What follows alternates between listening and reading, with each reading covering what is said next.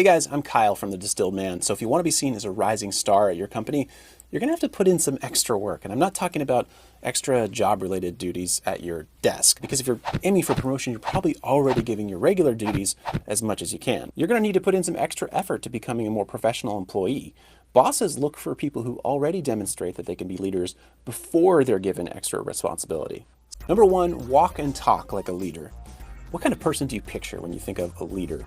Probably not that woman who's slouched over her computer all day, or that awkward guy who avoids eye contact and won't say hi in the hallway. Leaders are typically charismatic and relatable, but that doesn't mean that you need to be loud or an extrovert to be a leader. In fact, I know plenty of leaders who are soft-spoken, but it does mean that you need to carry yourself with a certain level of confidence. Whenever you need to get up from your desk and walk somewhere, pay attention to your posture. Stand up straight, pull your shoulders back, make eye contact, and smile at everyone you pass. Good posture is important at your desk too. No matter how hard you're working, it kind of sends the wrong message if a boss or a coworker comes over to your desk and they see you just slumped halfway down in your chair, right? Leaders also speak with confidence and purpose. Number two, build meaningful relationships with your coworkers. So if you've been in your job for a while, it's easy to get into a routine where you just want to come in, get your work done, and get home as soon as possible. It's easy to isolate yourself from your coworkers if you aren't careful. So just take time to start a conversation with the people you work with. And not only those people at your level, but also those people who are maybe one or two steps above your level. People love to feel acknowledged. So if you work in a big company, try to get to know as many people by their first name as possible. Ask them about their pets. Ask them about their kids' names. Ask them what they did on the weekend. Or maybe even ask a few of them if they want to go to lunch on Friday instead of sitting at your desk eating a sandwich. It's all about making connections. You're probably a great person, but if you don't take time to build relationships with people, then they're not going to know that. And bosses definitely take notice when people are well liked by their peers. And they might even ask your coworker's opinion if you're being considered for promotion. So it helps to have as many people in your corner as possible. Number three, and guys, this is a big one, stop writing crappy emails. So what you write at work says just as much about you as what you say. Keep your emails short and to the point. If you write a novel-length email, people are more likely to miss important information. Plus, it sends the message that you don't really respect their time. If you can say it in 3 sentences, why say it in 3 paragraphs?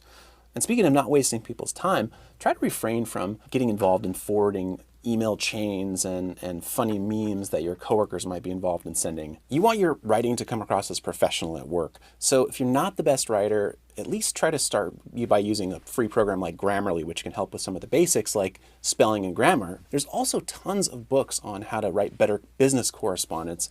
This is one that I have that I enjoyed, but there's tons out there. Lastly, you should never assume that any work emails you send are private. Assume that anyone in the company might read your email at some point. So trashing your boss or your coworker or your client, not exactly the best move. Number 4, and you've heard this before, dress for the job you want, not the job you have. Aside from wearing a tuxedo to work, it's pretty hard to overdress for most office jobs. And you're way more likely to be considered for a promotion if you overdress versus being that weird guy who always wears a saggy Hawaiian shirt to work. Look at how your manager and other people at that level dress. Sometimes it might be as simple as upgrading from just wearing a dress shirt to maybe occasionally throwing on a tie or occasionally layering on a casual sport coat. Even if your company does casual Fridays, you still want to look more presentable and more professional than everyone else. It's not just the clothes that make a man either. Dressing well is important, but you also want to take a look at your accessories. A pair of scuffed shoes is going to detract from your look no matter how nice your pants and shirt are. Even the bag that you bring your lunch or your laptop to work in says a lot about you. Now imagine a well-dressed guy who brings a nice leather attaché to work every day. Now imagine that same guy using a leftover trash bag or grocery bag to bring his stuff in. Big difference. Number 5, take on bigger challenges. So I've got a secret for you. It's rare for people to get promoted unless they're already doing the work.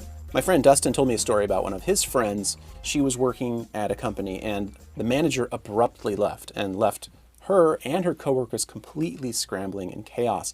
And what she did is she stepped up and really took on the role and the responsibilities of that position without any increase in pay and without a change in title. Finally, after about 3 months, she was officially given the position and a big raise because she was the obvious choice for the job.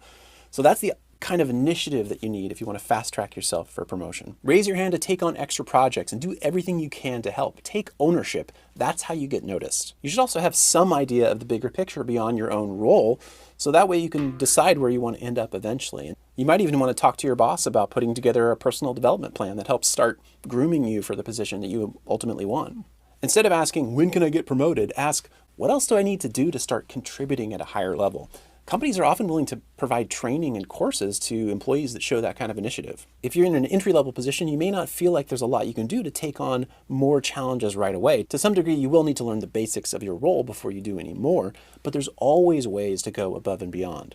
Looking at the efficiency of your job is a great place to start. If you can find a way to save your company time, money, or other resources, you'll put yourself in a very favorable position. Just be sure to focus more on how those improvements will benefit the company rather than focusing too much on being critical of the existing way of doing things. So that's it, guys. 5 tips to help you be more professional